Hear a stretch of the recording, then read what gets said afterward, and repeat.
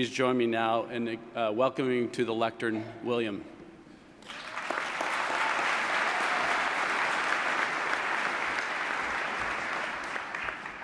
I want to first say it's an honor to be here, but before that, I want to know who that 17-year-old graduate is. So I'm going to find you today, so congratulations. To say that I'm surprised to even be here sharing this story would be an understatement. At 58, additional schooling almost seemed like an impossible feat, not to mention most impractical. Consider for a moment a working professional with 30 years of experience, a grandfather, married and together with the same woman for 41 years, reaching for an MBA. Yeah, you can applaud that. You can applaud that.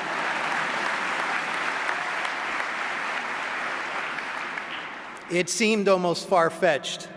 The reaction I most often got when I told somebody that I was studying to get my MBA was, Willie, why? As a new program that our city manager had created that would launch my WGU journey, this new program enabled an existing city employee to apply through a competitive process to become a management intern and be basically brought about through entire city departments to assist in different departments as a management intern. I immediately jumped at the chance, but realized one of the selection criteria that you must have is an advanced degree.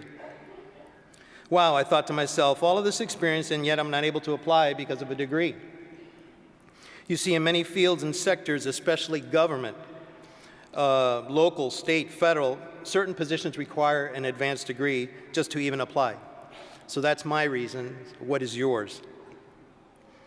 I want to say hello to the Cubans in the house. Are there any Cubans here, by the way, today? Oh, I see a couple of hands. Thank God. Thank God. There's another one. So if you've never seen or known what a Cuban looks like, this is your chance, okay? On a cultural side, we're a unique people, which, coming from probably one of the poorest, largest nations in the Caribbean, whose national flag is a cross between Texas, where I graduated from, and the United States. So we're a very proud people. Cubans can be under communist rule for over 60 years and still crack a joke at the most desperate of times. We drink probably one of the strongest forms of coffee known to man, in little baby tea set cups that if you were to spill it, it would strip the paint off of any painted surface. To provide a backdrop to my family, allow me to tell you a little bit about my parents. My mother was a small-town girl from very little schooling. My father was orphaned at 15 and went on to become a very successful doctor. Years later, when my family immigrated from Cuba back in 1960, prior to Castro taking control of the country in 1959, he had to become recertified as a doctor again, learn a new language, all the while trying to keep our family afloat. He sold furniture, shoes, even worked as a mechanic while my older brother worked, and my mom and my older sister did piecework of her pennies during the evening. So it came at no surprise at the age of 13 I wanted to become a rock star, and I told my dad, "Dad, I want to buy a guitar." And he very cheerfully responded, "Son, that is awesome. Now go get a job and get it for yourself." I've never stopped working since the age of 13.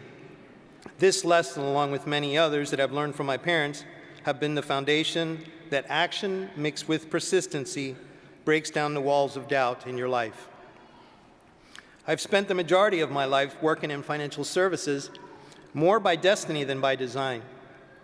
I have worked for some of the most prestigious companies, private sector companies, such as American Express, Cigna, and Citibank.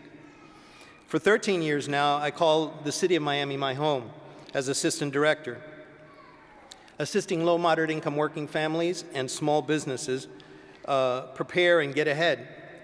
So when I stop and think that I was being actually prepared for what I'm doing now, from working on the dark side, enticing customers to obtain credit cards, insurance products, and banking, I now teach city residents and small businesses how to be wise financial shoppers and get their financial house in order. Which brings me to today. What prompted me to earn my MBA at WGU? After doing my homework, I found that the coursework offered at WGU is second to none. Everything about each course has tested my competency to ensure that I understand the material. There are no shortcuts. Can I get an amen to that?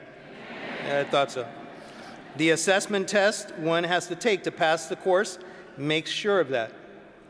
We should be proud of the hard work each of us has put to earn his degree, and now we must go out and not just do good work, but let's do good. Now with the MBA, WGU offers me the opportunity to take advantage of my years of experience, and having the advanced degree that is so desired in today's marketplace, I'm glad to have achieved this milestone.